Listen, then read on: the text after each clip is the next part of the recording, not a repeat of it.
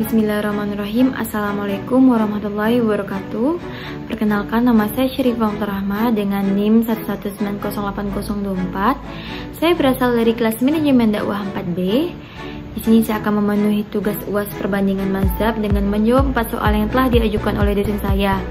Untuk soal yang pertama ialah, bolehkah seseorang berpindah-pindah mazhab? Jika boleh, apa alasannya? Jika tidak, apa alasannya? Nah, saya akan menjawab soal yang pertama, yaitu mazhab adalah sarana untuk memudahkan kita dalam mengamalkan agama secara baik dan benar, bukan untuk membuat ribet atau mempersulit, meskipun di saat yang sama berfungsi untuk mengatur agar hukum agama tidak dijalankan seenak-enaknya. Kalangan yang melarang bukanlah melarang seseorang berpindah-pindah mazhab secara mutlak. Yang dilarang adalah talfik, karena berpotensi menjadi ajang mengamalkan agama semau dan seenaknya. Demikian juga, kalangan yang membolehkan secara mutlak gonta-ganti pendapat fikih, yang dibolehkan adalah mengikuti pendapat yang bisa dipertanggungjawabkan, bukan mengikuti hawa nafsu dan selera pribadi.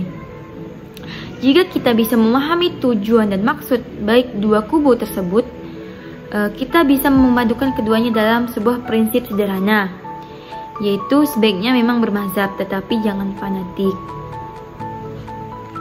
Nah, untuk pertanyaan yang kedua, yaitu apa yang melandasi ulama mazhab atau ulama fikih berbeda pendapat? Apa alasan atau dasar mereka berbeda pendapat? Nah, untuk jawaban soal ini, yaitu saya menjawab beberapa sebab sebagaimana dituliskan oleh Syekh Mustafa Said Al-Khin dalam bukunya As-Sarul Ikhtilaf fi Kawat Al-Usuliyah fi Ikhtilafil Fuqaha, meliputi yang pertama, perbedaan qiraat atau bacaan.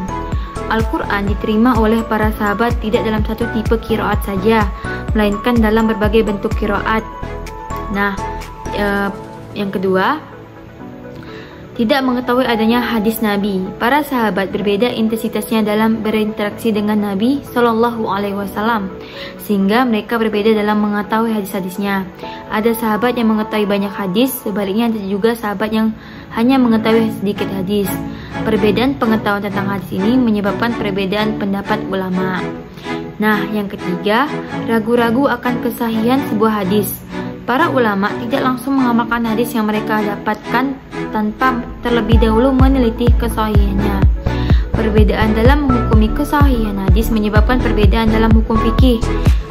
Misalnya, Umar bin Khattab berpendapat bahwa orang yang junub tidak boleh bertayamum dan tidak boleh salat sampai dia mendapatkan air lalu mandi besar.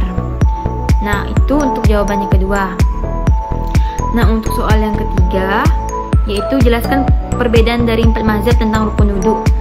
Nah, jawaban saya untuk soal ini yaitu para ulama 4 mazhab berijma bahwa anggota wudhu disebutkan dalam Al-Quran merupakan rukun dari wudhu, yaitu yang pertama membasuh wajah, yang kedua membasuh tangan, yang ketiga mengusap kepala, yang keempat membasuh kaki. Nah, kendati demikian, mazhab Malikiyah, Syafi'iyah, Hanabilah menambahkan rukun wudhu selain yang termaktub dalam Al-Quran, kecuali Hanafiyah. Mereka berkata, barang siapa yang berwudhu dengan melakukan 4 rukun ini, maka wudhunya sah, akan tetapi ia meninggalkan sunnah wudhu yang lain. Adapun rukun wudhu setiap mazhab sebagai berikut. Nah, pertama, mazhab Hanafi. Menurut Al-Hanafiyah mengatakan bahwa rukun wudhu itu hanya ada 4, sebagaimana yang disebutkan dalam nas Al-Quran. Kedua, mazhab Maliki. Menurut Al-Malikiyah, rukun wudhu itu ada 7, yaitu dengan menambahkan keharusan niat dan ad-dam, yaitu menggosok anggota tubuh wudhu. Sebab menurut beliau, sekedar mengguyur anggota wudhu dengan air masih belum bermakna mensuci atau membasuh. Yang ketiga, mazhab Asy-Syafi'i. Menurut Asy-Syafi'iyah, rukun wudhu itu ada 6. Mazhab ini menambahi 4 hal dalam ayat Al-Quran dengan niat dan tertib, yaitu kewajiban untuk melakukan pembasuhan dan usapan dengan urut, tidak boleh terbolak-balik. Istilah yang beliau gunakan adalah harus tertib.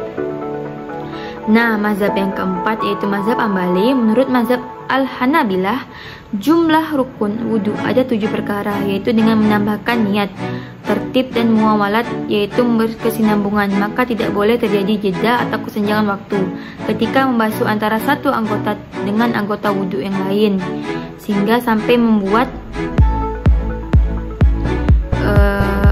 kering dari dari basahnya air bekas wudhu.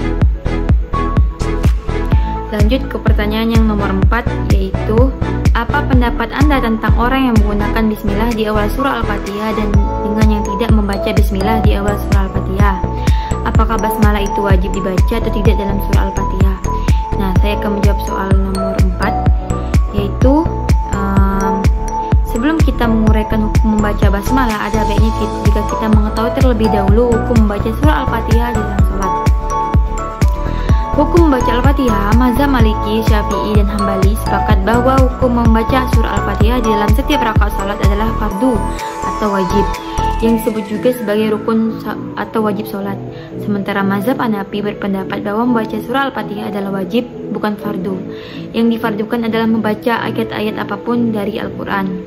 Bahkan menurut Imam Abu Hanifah dan murid Imam Abu Yusuf, yang diwajibkan adalah tidak semua ayat-ayat surah Al-Fatihah, tetapi sebagian besar saja. Mereka membedakan antara fardu dan wajib.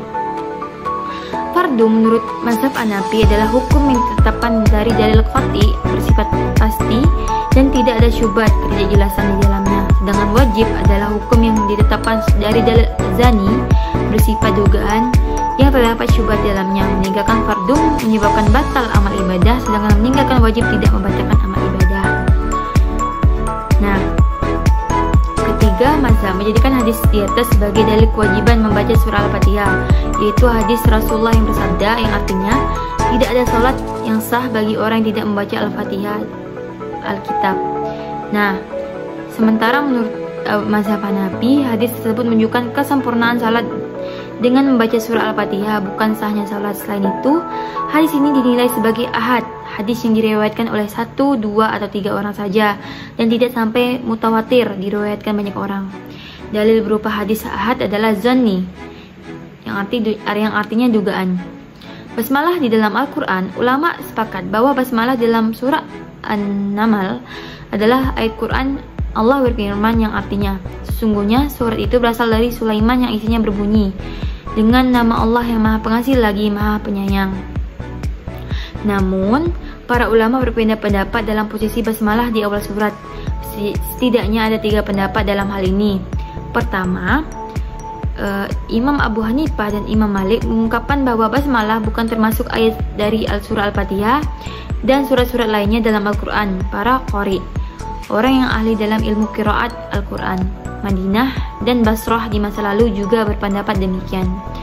Kedua, Imam Syafi'i, Imam Ahmad bin Hanbal, dan ulama fikih terkemuka Imam Abdullah bin Al-Mubarak mengungkapkan bahwa basmalah adalah ayat dari semua surat Al-Quran terkecuali surat At-Taubah. Beberapa sahabat Rasulullah SAW juga berpendapat demikian. Di antaranya adalah Sayyidina Ali bin Abi Thalib, Abu Hurairah, Abdullah bin Abbas, dan Abdullah bin Umar. Nah, pendapat yang ketiga, pendiri mazhab Zahiri Imam Daud Az-Zahiri mengungkapkan bahwa basmalah adalah suatu ayat tersendiri atau mandiri yang berada di permulaan setiap surat, tetapi ia tidak termasuk dalam surat Alam Al-Quran. Hal ini juga merupakan salah satu pendapat dari Imam Hanbal bin Hanbal. Meskipun demikian, para ulama sepakat bahwa surah Al-Fatihah terdiri dari 7 ayat.